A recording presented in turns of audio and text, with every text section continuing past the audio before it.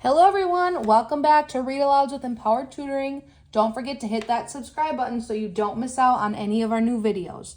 Today we are reading Catch the Cookie by Hallie Durand, pictures by David Small.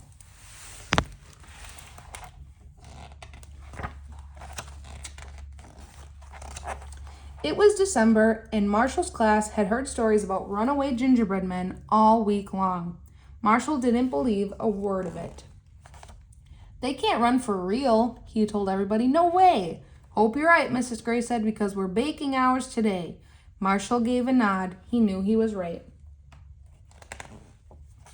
That afternoon, Marshall and his friends poured in the flour, sugar, and some dark, sticky stuff. "That's molasses," Marshall told them. Marshall was the mixer, and even when his arms got tired, he kept going with the dough. He couldn't wait to get his cookie. "Kudos, Marsh," said Mrs. Gray. "You rocked that dough." Marshall gave a nod. He knew he rocked it. Marshall put some good stuff on his gingerbread man, a silver ball belt, and 6 eyes. He really liked raisins. His cookie was looking tasty. Mrs. Gray double-checked the oven door once the gingerbread men were safely inside. "Locked," she said. When the timer finally went off, Mrs. Gray said to Marshall, "Fearless leader, take us to the kitchen." But when they looked in the oven, there was nothing inside. "They ran away!" everybody yelled. "Let's get them!" Marshall didn't buy it. "They left us a clue," said Mrs. Gray. "If you can find us, we'll be your snack. But if you can't, we're never coming back. We ran from the oven. We were bored and hot. Now we're hiding in a big black..."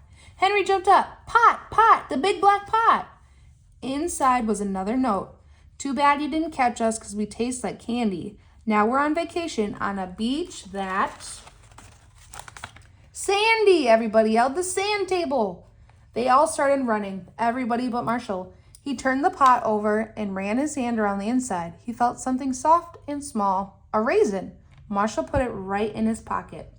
At the sand table, Mrs. Gray read the next note. "Whoa," she said, "bad handwriting. You didn't find us this time, and a hee-hee-ho. You thought we might be slow because we're only made of dough. We're very fast cookies, and we also like to brag. See if you can find us. We'll be playing..." "Tag," said Avery. "They can't run," said Marshall. "Can so," said Avery. "Let's go," said Mrs. Gray. Everybody ran to the gym. Well, everybody but Marshall. "Can I see that clue?" he asked. The writing was bad. No way it was Mrs. Gray's. The next clue was on the bleachers. "We've had a great time and we haven't made a mess. We're very impressed that you're trying your best. If you don't find us this time, the game's all done. You will have lost and the G-men will have won."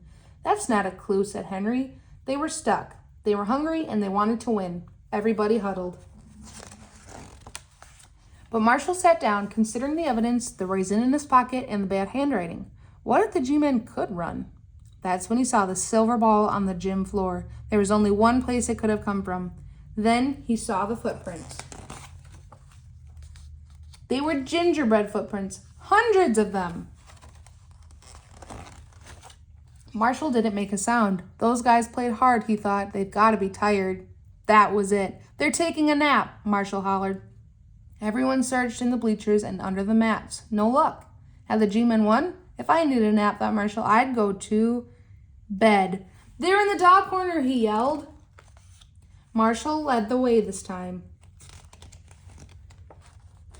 And there were the little gingerbread men, sound asleep in the doll bed. Marshall's guy was right there in the middle, minus an eye and a ball from his belt. He must have been the ringleader. Everyone cheered. They had caught the G-men. Marshall gave his cookie back his eye. "You really can run," he said. "Good sleuthing," said Mrs. Gray. Marshall gave a nod. He knew we had good sleuthing, whatever that was. When Marshall's dad came to pick him up, Marshall kept his G-man close. "Dad," Marshall said once they were in the car. "Yeah, bud?" "Lock the doors." "Why's that?" said his dad. "So my cookie can't get out," said Marshall. "They can run for real, you know." His dad gave a nod. He knew they could run.